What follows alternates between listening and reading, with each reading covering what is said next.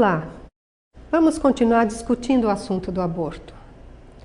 O ministro da Saúde tem afirmado a necessidade de legalizar o aborto para que se faça economia nos gastos atuais com as internações que ocorrem anualmente na rede SUS em consequência do aborto clandestino.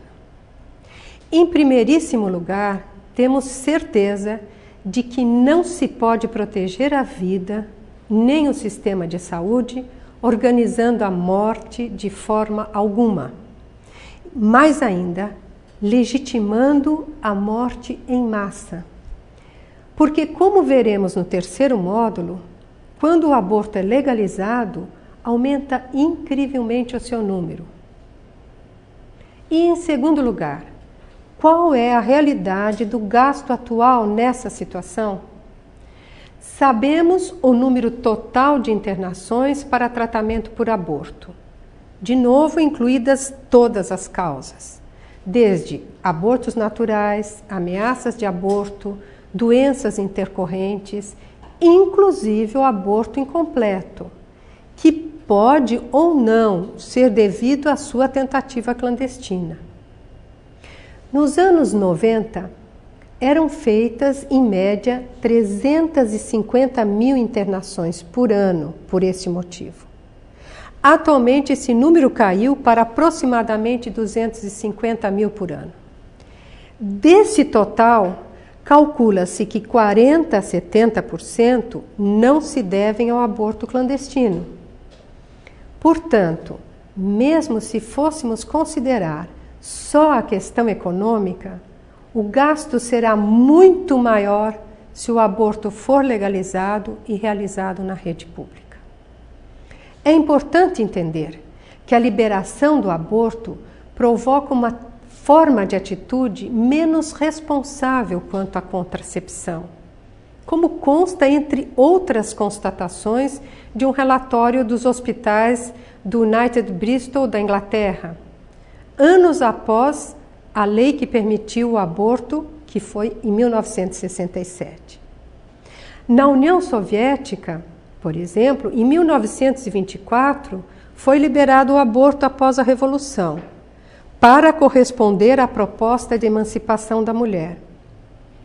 Seu número aumentou tanto que ele foi proibido 12 anos depois, em 1936, por Stalin, apenas porque os gastos estavam enormes.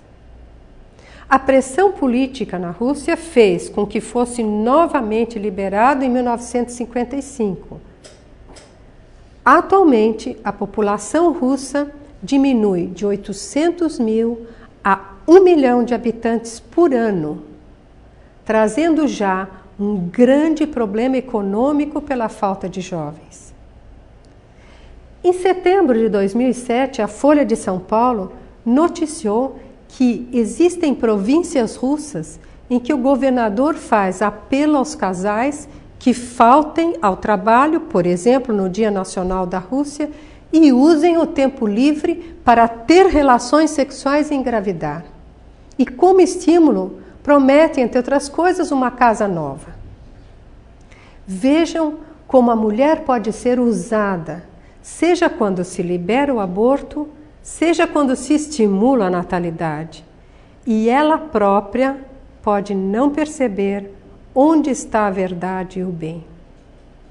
Nos Estados Unidos, Jennifer Fulliver explica como era a sua mentalidade e as dos jovens de sua idade ao defender o direito da mulher ao aborto. Ela cresceu, ou eles crescem, achando isto natural, uma vez que era apoiado pelas leis americanas. Absolutamente não pensava nos bebês. Eles eram os inimigos e, como ela diz, o inimigo não é humano.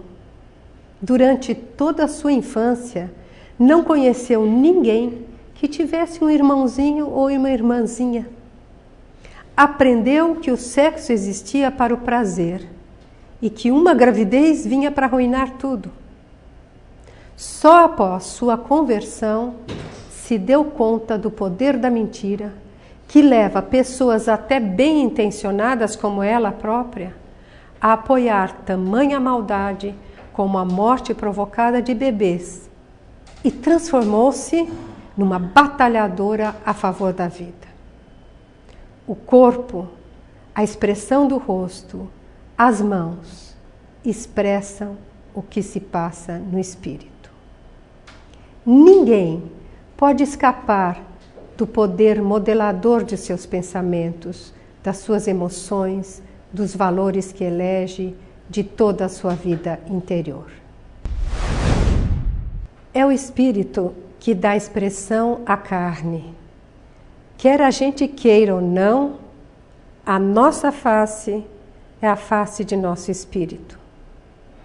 Se o mal, o desprezo pela vida do mais indefeso se instalar em nosso coração, vai se derramar por todo o ser como um fel muito amargo. Pare 1 minuto diante do espelho, 5 minutos diante de sua consciência, 15 minutos diante de Deus. Como você tem anunciado a sacralidade de toda pessoa humana? Se vivemos de Cristo, nosso olhar se torna o olhar de Cristo. Nosso sorriso, o sorriso de Cristo.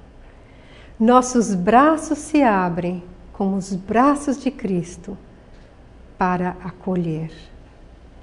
Para acolher cada pessoa humana, como Cristo acolhe cada nova pessoa humana.